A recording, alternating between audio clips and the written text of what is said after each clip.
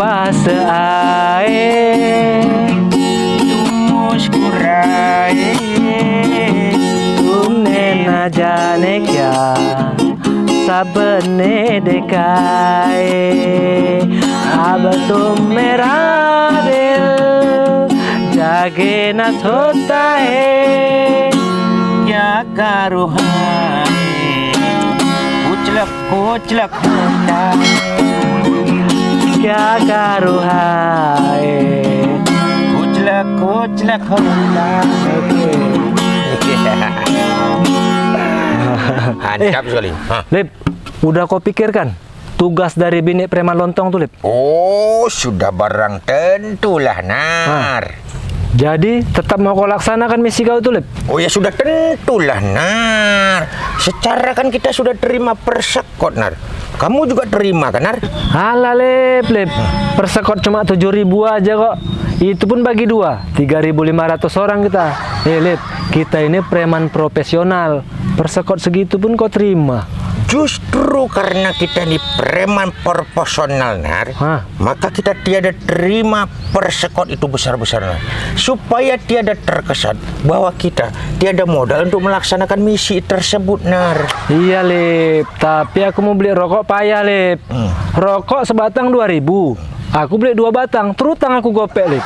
Aduh, itu masih lumayan lagi, Nar. Kan biasa kamu beli rokok tiada pernah bayar, Nar. Kau nih ada aja jawaban kau, Lip.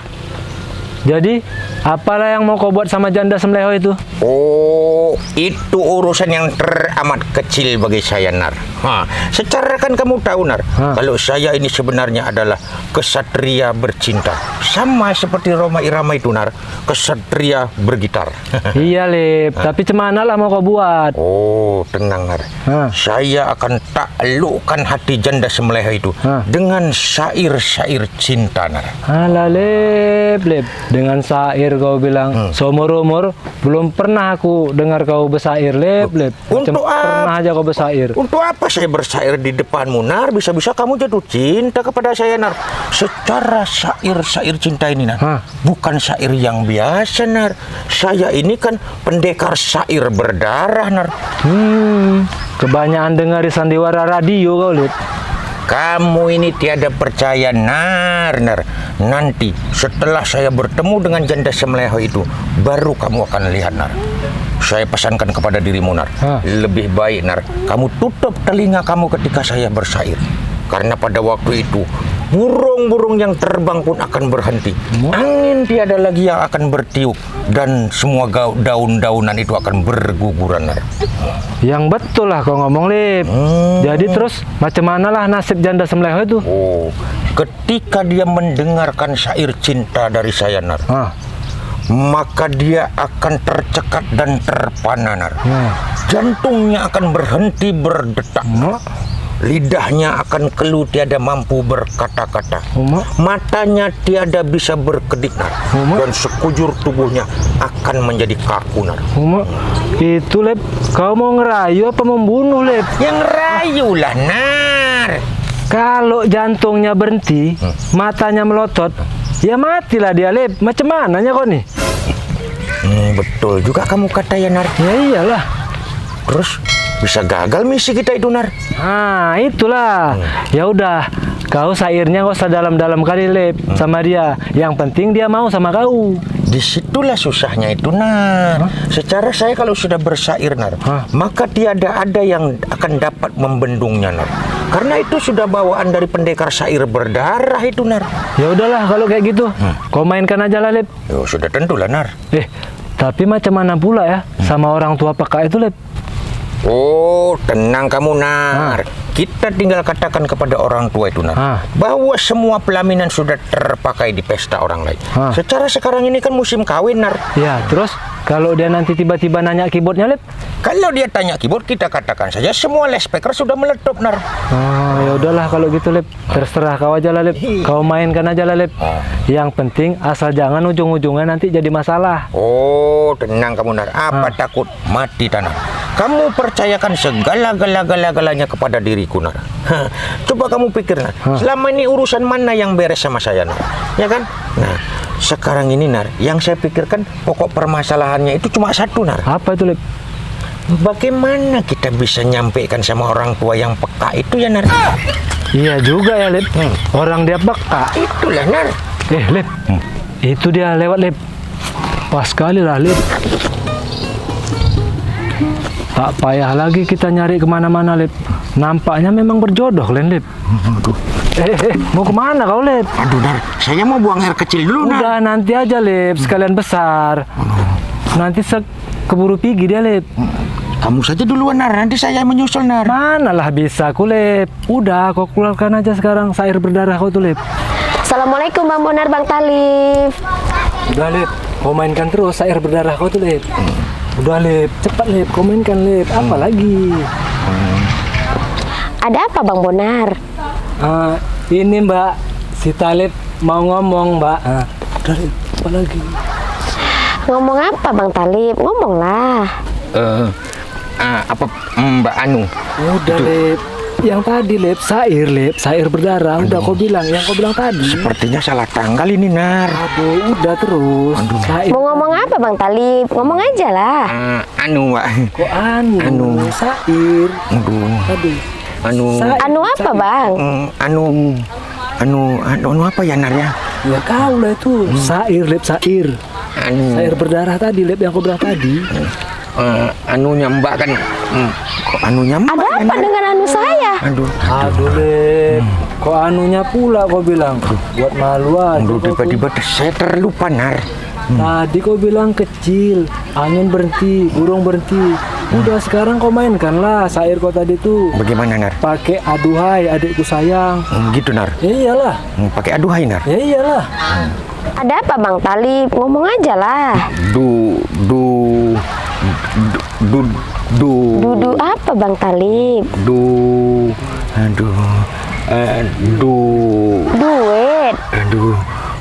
Bang Talib perlu duit.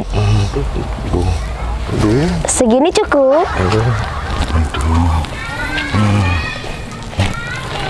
Duit, Nar. Orang kau, Lip. Duhai, Lip. Saya tadi mau kata itu, Nar, tapi dia kasih duit, Nar. Aduh, tadi kau bilang kalau kau ngomong jantungnya bakal berhenti, lidahnya bakal kaku. Ini malah kau yang nggak bisa ngomong, Lip. Aduh. Saya pun tidak tahu, Nar, tiba-tiba pula seperti ini ya, Nar ya. Udah, gini aja sekarang, Lip. Sekarang coba kau bawa tenang. Kau tarik napas kau, Lip, dalam-dalam. Buang dulu napas, buang. Tarik napas kau, Lip.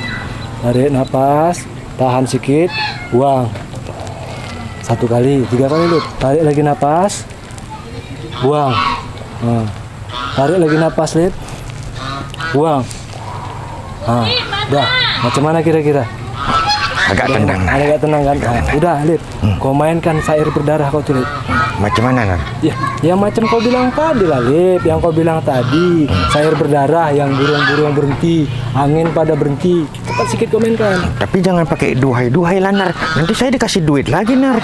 Ya udah, kalau gitu kau sairkan aja kecantikannya, bodinya, Lip. Gitu, ya, Nar. Biar aku tutup kuping, Lip. Ya. Ya udahlah. Situ, Nar. Kau sairkan terus. Kecantikannya gitu ya, Nar. Kecantikannya, bodinya. gitu. Cepat, Lip. Wajah kamu yang manis, bibir kamu yang tipis, dan bulu mata kamu hitam berlapis-lapis. Ingin rasanya. Ingin rasanya apa Bang Talib? Ingin rasanya saya mau pipis saja, Nar. Kok pipis pula, Lip? Aduh. Udah, sekarang gini aja, Lip. Kau puji lagi hidungnya, Lip. Hidungnya, Nar. Hidungnya, coba kau bilang. Wajah kamu yang mungil, senyum kamu yang centil. Udah berhenti, Nar. Belum, Lip. Udah, aku teruskan, Lip. Hidung kamu yang kecil, sepertinya sepertinya apa ya, Nar ya? Ya tahu lah itu, Lip. Sepertinya apa Bang Talib?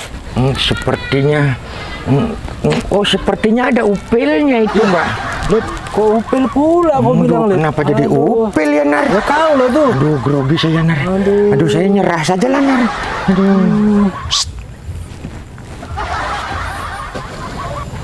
Bang Mat, udah lama di situ? Baru je. Dek Semehoi, apa buat kat sini ni? Nggak ada, Bang. Tadi bertemu dengan mereka di sini. Ada hal yang mau disampaikan. Oh, mungkin budak-budak ni nak laporan tugas kali mungkin. Lip, tengoklah tuh, Lip. Udah datang yang punya. Aduh, belum sempat saya keluarkan sair berdarah saya, Nar ya. Sair berdarah bibir kau tuh, Lip. Kau yang hilang darah, iya. Sip. Macam mana tugas kalian? Macam mana tuh, Lip? Kau lah yang jawab tuh. Belum ada, Wak. Sudah 17 pelaminan kami datangi, Wak. Tapi semuanya sudah ada job ya, Nar ya. Bagus kalau macam tu. Kalau pelaminan dah ada, berarti tinggal keyboardnya. Ya udahlah ya, Bang Mat. Kalau gitu Elvi pulang dulu ya. Iya. Dek Semlehoi pulang je dulu. Bang Mat cakap kejap dengan budak-budak ni.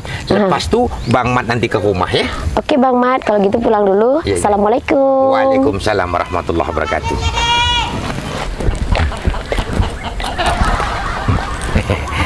Senang betul nampaknya deh, Sip. Dengar kalian dah dapat pelaminan tu.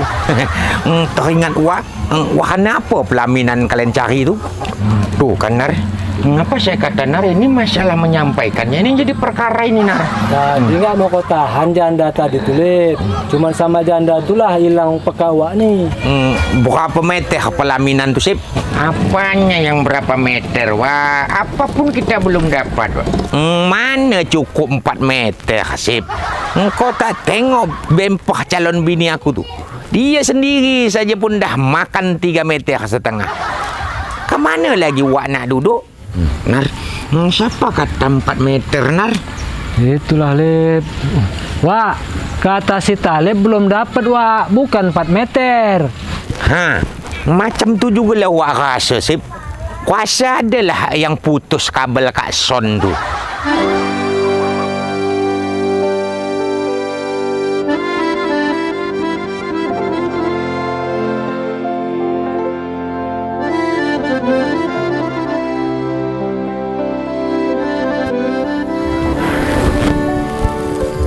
Entahlah, Bang. Yang aku kira kalau dah kaya raya ni dah pasti bahagia. Ternyata masih ada juga masalah. Yang bini cemburu lah. Dulu masa aku miskin, aku nak bonceng siapa pun dia tak ada cemburu. Sekarang dengan ayam betina pun dia cemburu. Itu berarti dia sayang sama kau, Lul. Dia takut kehilangan kau tu. Sayang apa macam tu? Kalau dia sayang, Bang, dia mesti layan aku elok-elok. Ini apa? Nasib baik aku mengelak, Bang. Kalau tidak, kena rantang tu ke kepala aku, bocor kepala aku, Bang. Ya kau jelaskan aja lah baik-baik supaya dia paham. Sudah, Bang. Kalau dia dah letih marepet, aku jelasin, tenang angin dia. Nanti dia dengar kompoh dari bini abang lagi, dia mengamuk lagi, Bang. Yang bini abang pun satu. Dahsyat betul kompoh dia tu. Ya memang begitu kebanyakan perempuan, Lul. Kalau udah kumpul, kalau nggak bini orang yang diceritakan, laki sendiri. Ampun aku, Bang. Hidup susah dah berpuluh tahun aku, Bang. Kaya-kaya pun aku dah dapat juga. Tapi kebahagiaan ni yang belum aku dapat, Bang. Entahlah, Bang. Tolonglah Abang bagi petuah dengan aku ni, Bang. Macam manalah caranya supaya aku ni dapat kebahagiaan yang hakiki.